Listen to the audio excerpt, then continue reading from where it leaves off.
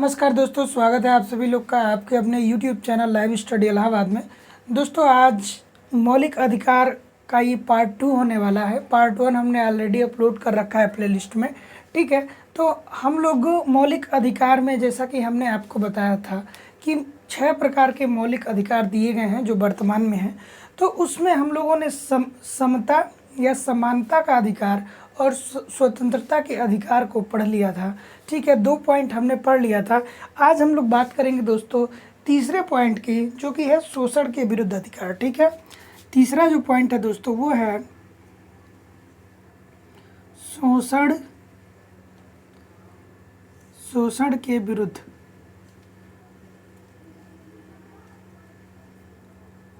अधिकार, ठीक है। और आज हम इस वीडियो में दोस्तों कंप्लीट कर देंगे मौलिक अधिकार, ठीक है।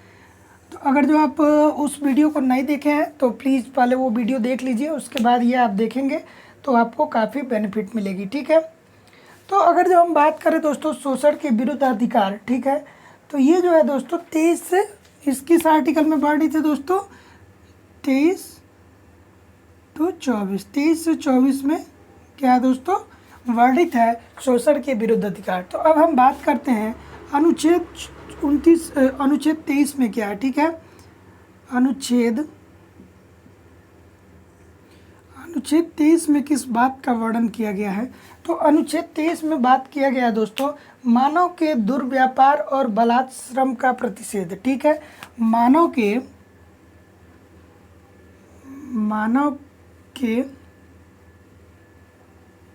दुर्व्यापार, ठीक है, ठीक है। अभी हम आपको बताएंगे सारी चीज़ें।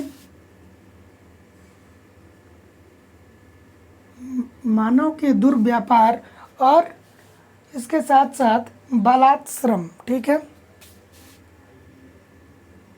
ठीक है। मानव की क्या है दोस्तों, दुर्व्यापार और बलात् श्रम एवं बलात् श्रम का निषेध, ठीक है। अभी हम बताते हैं कि क्या क्या होता है। अब देखिए मानव के दुर्व्यापार से क्या संबंध है दोस्तों, ठीक है। यानी व्यक्ति को खरीदा और बेचा नहीं जा सकता है। क्या किया जा सकता है, आर्टिकल 23 में क्या कहा गया है कि मानव के दुर्व्यापार नहीं किया जा सकता है, मानव का दुर्व्यापार नहीं किया जा सकता है, अर्थात मानव को ना ही खरीदा जा सकता है ना ही बेचा जा सकता है, ठीक है।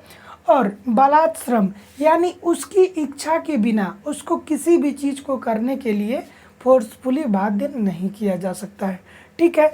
ये आर्टिकल 23 के अंतर्गत कहा गया है। तो आर्टिकल देखिए शोषण के विरुद्ध अधिकार यानी किसी भी व्यक्ति को इस प्रकार से शोषित नहीं किया जा सकता है कि उसको खरीद लिया जाए या उसको बेच दिया जाए, या चाहे उसको किसी ऐसे काम को करने के लिए कहा जाए जो वो काम न करना चाहता हो। उसका वर्णन किस में है, आर्टिकल 23 में है। अब हम बात करेंगे दोस्तों आर्टिकल 24 की बात करेंगे, यानी अनुच्छेद 24 की बात करेंगे। इसमें क्या कहा गया है दोस्तों, अनुच्छेद 24 बहुत इंपॉर्टेंट है, बालकों के नियोजन का निषेध, ठीक है।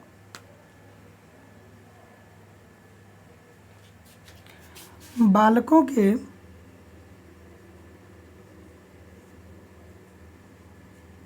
नियोजन का निषेध, ठीक है। अब इससे आशय क्या है दोस्तों, अब देखिए इसमें क्या है कि 14 वर्ष, ठीक है, 14 वर्ष से कम बच्चे, जो 14 वर्ष से कम 14 वर्ष से छोटा है या 14 वर्ष का है, उसको कल कारखाने अर्थात ऐसी जगहों पे काम नहीं करने दिया जाएगा जो जोखिम भरा है, ठीक है। अर्थात आर्टिकल 24 क्या कहता है, बालकों के नियोजन का निषेध करता है, अर्थात जो 14 वर्ष के बच्चे हैं उनको कोई भी जोखिम काम जैसे कल कारखाने हैं वहाँ पे काम करने की अनुमति नहीं है। अगर जो कोई ऐसा कराता है तो ये दंडनीय अपराध होगा, ठीक है। तो हम लोग शोषण के विरुद्ध अधिकार देख रहे हैं। तीसरा पॉइंट शोषण के विरुद्ध अधिकार में हम लोगों को आर्टिकल 23-24 देखना है। 23 में हमने देखा कि मानव के दुर्व्यापार एवं बलात् श्रम की बात की गई है। अर्थात मानव की क्रय बिक्री नहीं की जा सकती है और उसके इच्छा के विरुद्ध उससे कुछ भी काम नहीं करवाया जा सकता है, ठीक है। उसके बाद आर्टिकल 24 में हमने देखा कि बालकों के नियोजन का निषेध, अर्थात जो 14 वर्ष से कम उम्र के बच्चे हैं उनको किसी भी जोखिम काम में लिप्त नहीं किया जा सकता है, अर्थात उनको कल कारखानों में काम करने के लिए बाध्य नहीं किया जा सकता है। चलिए इतना नोट डाउन करिए, फिर हम आगे मूव करेंगे दोस्तों।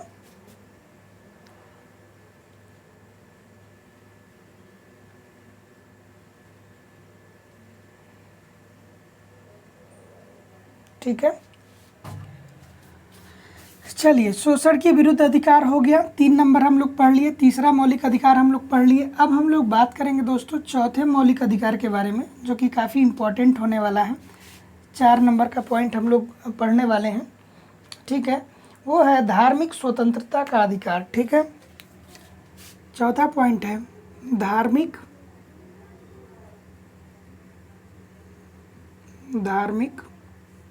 स्वतंत्रता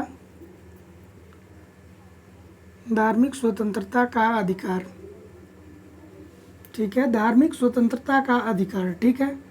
अगर जो हम बात करें धार्मिक स्वतंत्रता का अधिकार, तो ये किस आर्टिकल से किस आर्टिकल में वर्णित है दोस्तों, ये आपको जानना चाहिए कि धार्मिक स्वतंत्रता का जो अधिकार है वो है 25 से 28, ठीक है।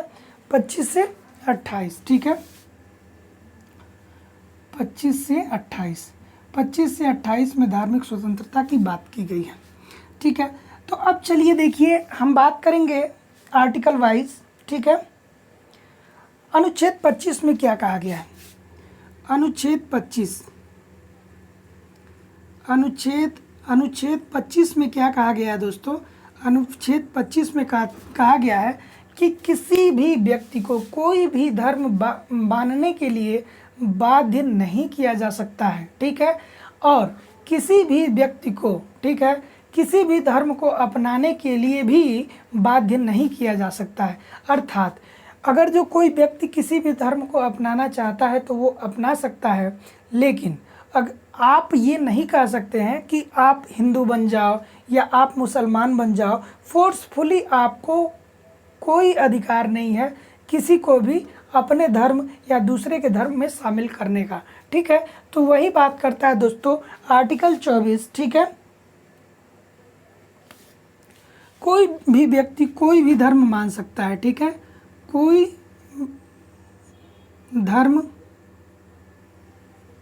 मान सकता है, ठीक है। कोई भी व्यक्ति कोई भी धर्म क्या कर सकता है? कोई भी धर्म मान सकता है, ठीक है। कोई भी धर्म मान सकता है, कोई भी व्यक्ति कोई भी धर्म मान सकता है।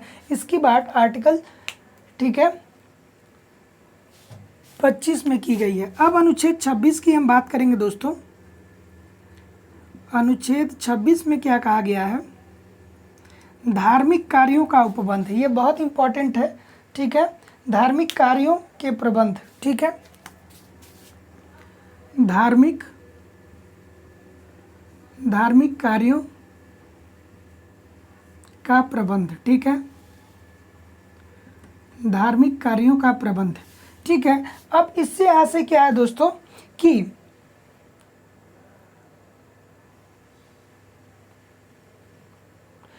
कोई भी व्यक्ति जो है वो धार्मिक संस्थाओं और धार्मिक कार्यों को करने के लिए स्वतंत्र है, ठीक है। धार्मिक कार्य वो धार्मिक संस्था को वो क्या करता है? स्थापित करने के लिए स्वतंत्र है, ठीक है।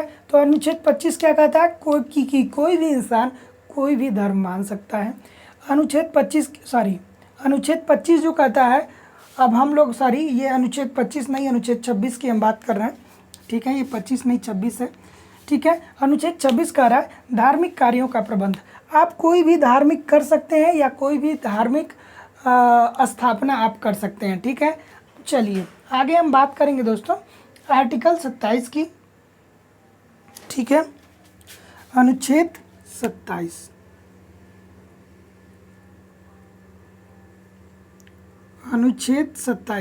अनुच्छेद 27 में क्या कहा गया है? ये भी बहुत इम्पॉर्टेंट है। ये कर मुक्त की बात की गई है कि धार्मिक कार्य जो होंगे वो कर मुक्त होंगे, ठीक है। धार्मिक कार्य जो होंगे वो कर मुक्त होंगे, धार्मिक कार्य जो होंगे वो कर मुक्त होंगे, ठीक है। यानी कोई भी चैरिटी होगी उसको कर नहीं देना पड़ेगा। जो धार्मिक कार्य होते हैं वो कर मुक्त होते हैं, ठीक है। टेम्पल में कर नहीं लगता है, चाहे उसकी इनकम कितनी भी क्यों ना हो, ठीक है। चलिए अब हम बात करेंगे दोस्तों अनुच्छेद 28 की, ठीक है। अनुच्छेद 28, ठीक है।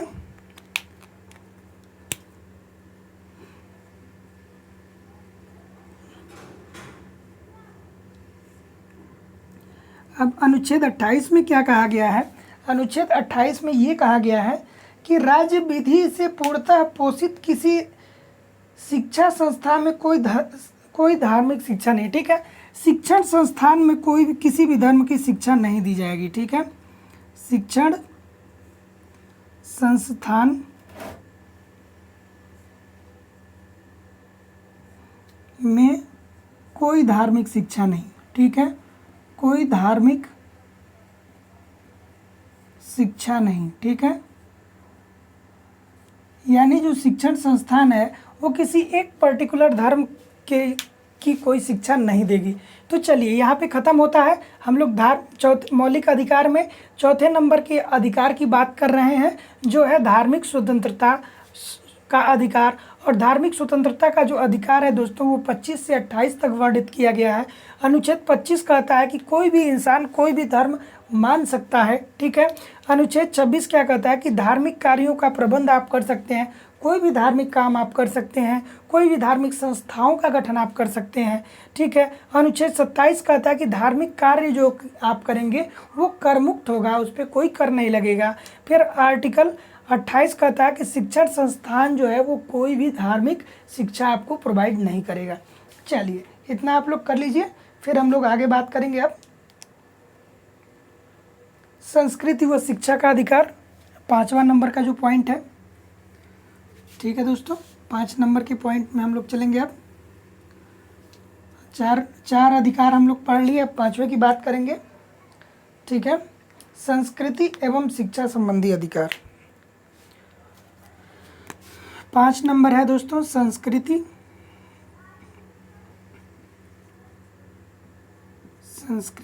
एवं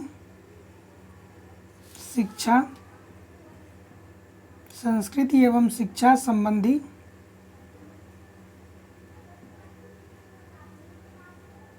अधिकार, ठीक है।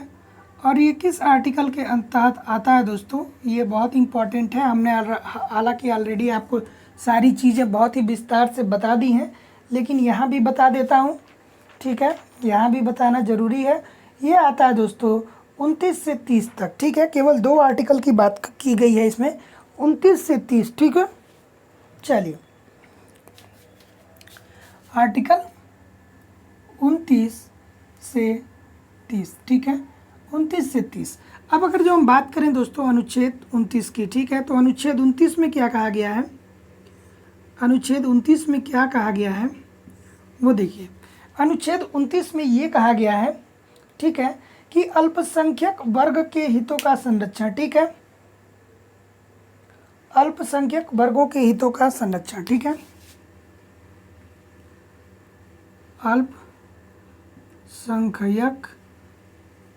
अल्पसंख्यक वर्ग के हितों का संरक्षण, ठीक है। अब देखिए, अब इसके अंतर्गत क्या कहा गया है कि किसी भी अल्पसंख्यक को उसके वर्ग के आधार पे किसी भी शिक्षण संस्था में प्रवेश से वर्जित नहीं किया जा सकता है, ठीक है। यानी किसी भी अल्पसंख्यक व्यक्ति को प्रवेश से वर्जित नहीं किया जा सकता है किसी भी शिक्षण संस्था में। अनुच्छेद 29 इसी बात की व्याख्या करता है, ठीक है। हम लोग 5 पढ़ रहे हैं, संस्कृति एवं शिक्षा संबंधी अधिकार, ठीक है। संस्कृति एवं शिक्षा संबंधी अधिकार जो है उसमें हम लोगों ने 29 नंबर पढ़ा है कि अल्पसंख्यक वर्गों के हितों का संरक्षण, ठीक है। अब हम लोग बात करेंगे दोस्तों आर्टिकल 30 की, ठीक है।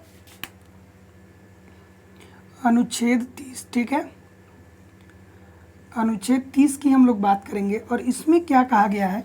अनुच्छेद जो 30 है दोस्तों, शिक्षा संस्थाओं की स्थापना और प्रशासन, ठीक है, शिक्षा संस्थाओं की स्थापना। ठीक है, देखिए कोई भी अल्पसंख्यक वर्ग जो है, अल्पसंख्यक वर्ग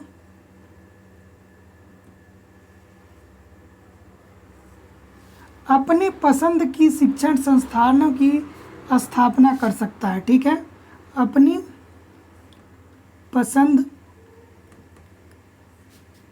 के शिक्षण संस्थान की स्थापना कर सकता है। शिक्षण संस्था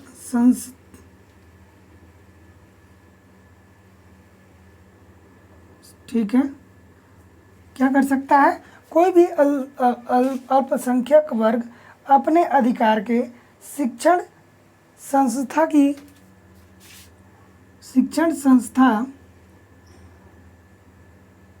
स्थापना कर सकता है। शिक्षण संस्था की क्या कर सकता है? स्थापना कर सकता है। चलिए, केवल यही था दोस्तों संस्कृति एवं शिक्षा संबंधी जो 5वें प्रकार के अधिकार हमको मिले हैं, जो आर्टिकल 29 से 30 में वर्णित है। उसमें अनुच्छेद 29 में कहता है कि अल्पसंख्यक वर्ग के हितों का संरक्षण, अल्पसंख्यक वर्ग को कहीं भी प्रवेश दिया जाएगा। अनुच्छेद 30 में कहा गया है कि अल्पसंख्यक वर्ग अपनी पसंद के अनुसार शैक्षणिक संस्था की स्थापना कर सकते हैं। ठीक है, चलिए अब हम लोग बात करेंगे दोस्तों संवैधानिक उपचारों का अधिकार या अनुच्छेद 32। ठीक है,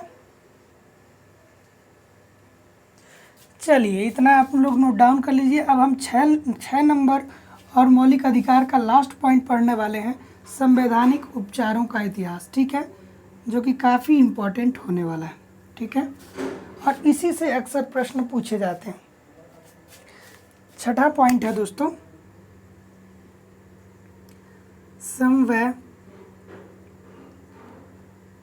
संवैधानिक उपचारों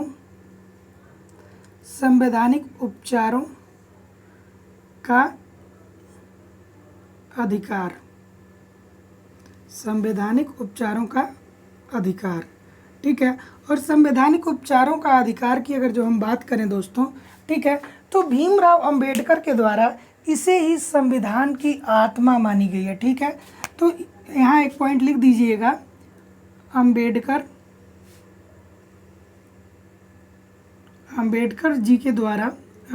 के द्वारा इसे ही संविधान की आत्मा, ये संविधान की आत्मा प्रश्न पूछ लेता है दोस्तों कि भीमराव अंबेडकर के अनुसार संविधान की आत्मा कौन सी है? वो है दोस्तों संवैधानिक उपचारों का इतिहास। ठीक है, चलिए अब हम लोग बात करेंगे दोस्तों अनुच्छेद 32, जैसा कि हमने बताया कि आर्टिकल 32 के अंतर्गत ही आता है। तो अब हम लोग पढ़ेंगे अनुच्छेद 32 के बारे में सविस्तार से। अनुच्छेद 32 के बारे में हम लोग पढ़ने वाले हैं सविस्तार से। तो इसके अंतर्गत क्या है दोस्तों कि इसके अंतर्गत मौलिक अधिकारों के प्रवर्तित करने के लिए समुचित कार्यवाही द्वारा उच्चतम न्यायालय में आवेदन का अधिकार प्रदान किया जाएगा। ठीक है, देखिए इसके तहत क्या होता है कि जो न्यायालय है, सर्वोच्च न्यायालय है, वो क्या करती है कि वो अधिकारों का संरक्षण करती है। यदि कोई भी व्यक्ति अपने कर्तव्यों का निर्वहन अच्छे से नहीं करता है तो सर्वोच्च न्यायालय जो है वो रीट जारी करके उसको उस पर कार्रवाई करती है या उसको उसके अधिकारों से अवगत कराती है। तो चलिए हम लोग एक एक पढ़ेंगे दोस्तों कि सर्वोच्च न्यायालय जो है दोस्तों वो 5 प्रकार की रीट जारी करती है। ठीक है, सर्वोच्च न्यायालय 5 प्रकार की क्या जारी करती है दोस्तों? रीट। बहुत इंपॉर्टेंट है, आप लोगों को पता होना चाहिए और एक एक रीट हम लोग पढ़ेंगे। ठीक है, और देखिए सर्वोच्च न्यायालय रीट क्यों जारी करती है दोस्तों? बहुत इंपॉर्टेंट है। रीट इसीलिए जारी करती है कि जो मूल अधिकार हैं, अगर जो किसी के मूल अधिकारों का हनन होता है तो सर्वोच्च न्यायालय उसमें डायरेक्ट इंटरफेयर करेगी और उस व्यक्ति को ये आह्वान करेगी या उसको ये पनिश करने का भी काम करती है अगर जो कोई व्यक्ति अपना काम संविधान के निर्देशानुसार नहीं कर रहा है। तो इसी के लिए सर्वोच्च न्यायालय क्या करता है, 5 प्रकार की रीट जारी करता है। और अब हम लोग 5 प्रकार की रीट के बारे में बात करेंगे। पहला जो रीट है दोस्तों वो है बंदी प्रत्यक्षीकरण। ठीक है, बंदी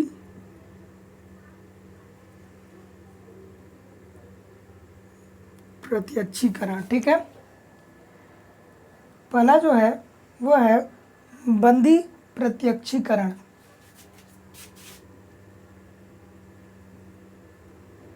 इसके अंतर्गत होता क्या है दोस्तों कि देखिए बहुत इंपॉर्टेंट है बंदी प्रत्यक्षीकरण। ठीक है,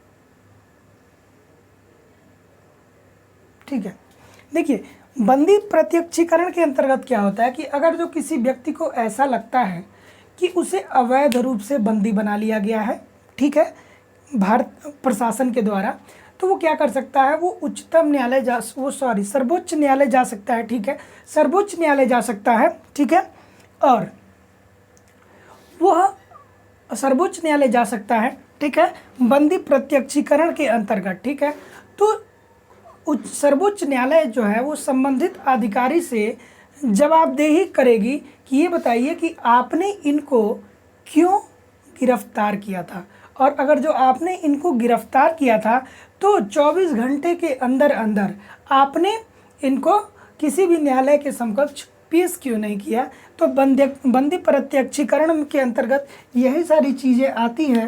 अगर जो किसी व्यक्ति को अवैध रूप से बंदी बना लिया गया है, अवैध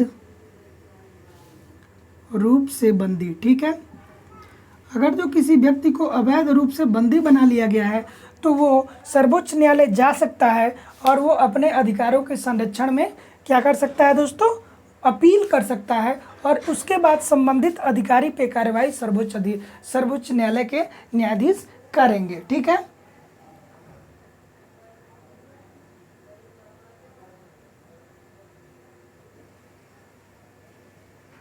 ठीक है, अब हम बात करेंगे दूसरा जो पॉइंट है बंदी प्रत्यक्षीकरण के बाद परमादेश। ठीक है, बहुत इंपॉर्टेंट है, ये भी पूछ लेता है अक्सर एग्जामिनेशन हॉल में। परमादेश, परमादेश, तो परमादेश से क्या आशय है दोस्तों, ये भी जानना बहुत इम्पॉर्टेंट है।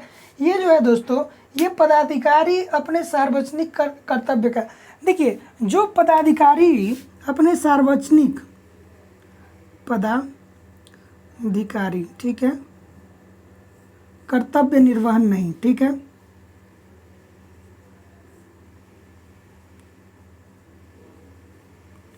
ठीक है, ये पदाधिकारियों के कर्तव्य निर्वहन के संबंध में है। ठीक है, तो इसके अंतर्गत क्या है दोस्तों कि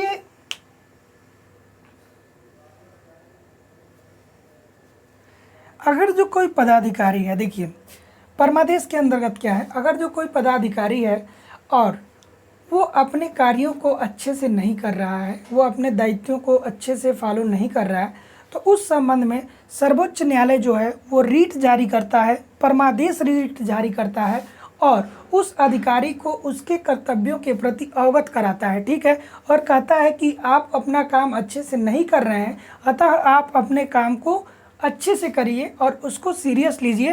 तो परमादेश किसके संबंध में जारी किया जाता है दोस्तों, पदाधिकारियों के संबंध में। ये प्रश्न अक्सर एग्जामिनेशन में पूछे जाते हैं। ठीक है, इतना आप लोग नोट डाउन करिए, फिर हम लोग आगे मूव करेंगे।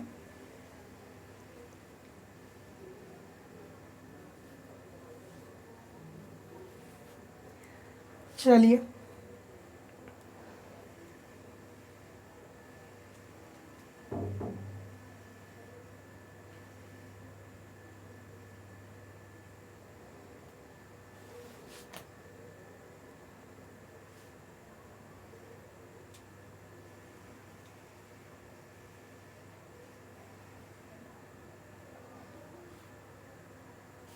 चलिए अब हम लोग बात करेंगे दोस्तों तीसरे प्रकार के रीट की। ठीक है, अभी तक हम लोगों ने 2 रीट पढ़ लिया है जो सर्वोच्च न्यायालय जारी करता है। अब हम लोग बात करेंगे तीसरे प्रकार की, प्रतिषेध लेख। ठीक है, तीसरे प्रकार की जो रीट है वो है प्रतिषेध। ठीक है, प्रतिषेध लेख। ठीक है, प्रतिषेध लेख। इसके अंतर्गत क्या करता है दोस्तों, सर्वोच्च न्यायालय अपने से निम्न न्यायालयों को यह आदेश देता है कि वह किसी विषय वस्तु पे विचार न करें क्योंकि वह उनके अधिकार क्षेत्र में नहीं आता है। जो चीज़ें अधिकार क्षेत्र में नहीं आती हैं उसको न करने का वो क्या करता है दोस्तों, आदेश देता है नीचे के न्यायालयों में। ठीक है, अधिकार क्षेत्र के बाहर।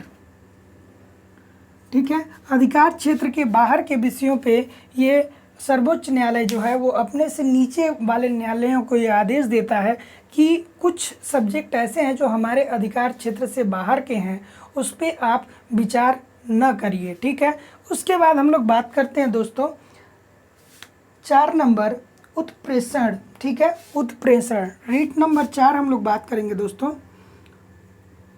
उत्प्रेषण। ठीक है, उत्प्रेषण इम्पोर्टेंट है। उत्प्रेषण रीट के अंतर्गत क्या आता है दोस्तों, उत्प्रेषण रीट के अंतर्गत क्या आता है। ठीक है,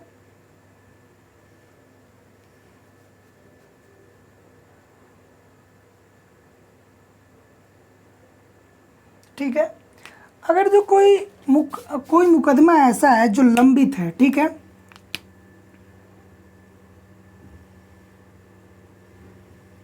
लंबित मुकदमा। ठीक है, कोई ऐसा लंबित मुकदमा है जो निचले न्यायालय में है और उसका समाधान न्यायालय नहीं कर पा रहा है, तो सर्वोच्च न्यायालय क्या करता है, रीट जारी करके ये कहता है कि अगर जो आपसे मामला सॉल्व नहीं हो पा रहा है, नीचे के न्यायालय में मामला सॉल्व नहीं हो पा रहा है, तो आप इसको क्या करिए, ऊपर के न्यायालयों में इसको भेज दीजिए। ठीक है, तो लंबित जो मुकदमा बहुत दिनों से चला आ रहा है, अगर जो आप नहीं उसको सॉल्व कर पा रहे हैं, सॉर्ट आउट कर पा रहे हैं, तो अपने से जो बड़े न्यायालय हैं उसमें आप उसको ट्रांसफ़र कर सकते हैं। जैसे उच्च न्यायालय है वो सुप्रीम कोर्ट में कर सकता है, और भी जो न्यायालय होते हैं वो मतलब अपने से उच्च जो होता है उसमें ट्रांसफ़र कर सकता है। अब हम बात करते हैं दोस्तों अधिकार परीक्षा लेख। ठीक है, जो अगला रीट है वो कौन है,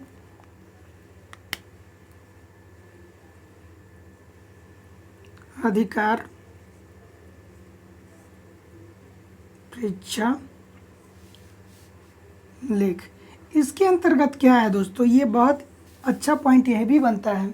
इसके अंतर्गत क्या है कि जब कोई व्यक्ति ऐसे पदाधिकारी के रूप में कार्य करने लगता है जिसके रूप में कार्य करना उसे वैधानिक अधिकार नहीं है। ठीक है, यानी देखिए पदाधिकारी जो है,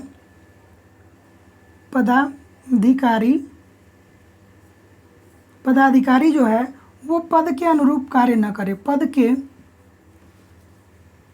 अनुरूप कार्य न करे। ठीक है, वो क्या करे, उसका पद कुछ और है और वो कुछ और काम करे। जैसे अगर जो हम बात करें दोस्तों रेलवे में, तो रेलवे जो है एक छोटा सा उदाहरण मैं दे रहा हूँ कि टिकट कलेक्टर का काम होता है कि आपका टिकट चेक करे, और भी जो रेलवे के कर्मचारी हैं उनके पास ये अधिकार नहीं होता है कि वो क्या करे, आपके टिकट को चेकआउट करे। ठीक है, तो अभी तक देखिए हम लोग संवैधानिक उपचारों के अधिकार जिसका वर्णन आर्टिकल 32 में है, इसके अंतर्गत पढ़े हैं कि सर्वोच्च न्यायालय भारत के मूल अधिकारों को संरक्षित करने के लिए 5 प्रकार के रीट जारी कर सकता है। ठीक है, तो उस 5 प्रकार के रीट में हम लोगों ने पहला पढ़ा था बंदी प्रत्यक्षीकरण, दूसरा क्या पढ़ा था बंदी प्रत्यक्षीकरण, दूसरा पढ़ा था परमादेश। बंदी प्रत्यक्षीकरण में क्या पढ़ा था कि अगर जो कोई व्यक्ति बंदी बनाया जाता है और उसको ये लगता है कि वो नियम के विरुद्ध बंदी बनाया गया है, तो वो सर्वोच्च न्यायालय जा सकता है और अपने अधिकारों के लिए लड़ सकता है। ठीक है, फिर हम लोगों ने पढ़ा प्रतिषेध लेख। ठीक है। यानी न्यायालय के अधिकार क्षेत्र के जो बाहर हैं उन मामलों पे न्यायालय सुनवाई न करे। उत्प्रेषण के अंतर्गत जो लंबित मुकदमा है उसको क्या कर सकते हैं दोस्तों, उसको जो निचला न्यायालय है वो अपने से ऊपर न्यायालय में भेज सकता है। और अधिकार पृष्ठालेख के अंतर्गत क्या है, पदाधिकारी पद के अनुरूप अगर जो काम नहीं कर रहा है तो उसमें भी सर्वोच्च न्यायालय रिट जारी करके हस्तक्षेप कर सकता है। चलिए, तो मौलिक अधिकार दोस्तों आज खत्म हुआ है, 2 पार्ट में हमने मौलिक अधिकार को ख़त्म कर दिया है। तो प्लीज़ चैनल को सब्सक्राइब कर लीजिए, वीडियो को लाइक कर दीजिए, कमेंट कर दीजिए, बेल आइकन को दबा दीजिए ताकि जब भी मैं नेक्स्ट वीडियो अपलोड करूँ आपको नोटिफिकेशन मिल पाए। ठीक है दोस्तों, चलिए आगे पढ़ते रहिए, आगे बढ़ते रहिए। मिलते हैं नेक्स्ट वीडियो में, तब तक के लिए नमस्कार, धन्यवाद।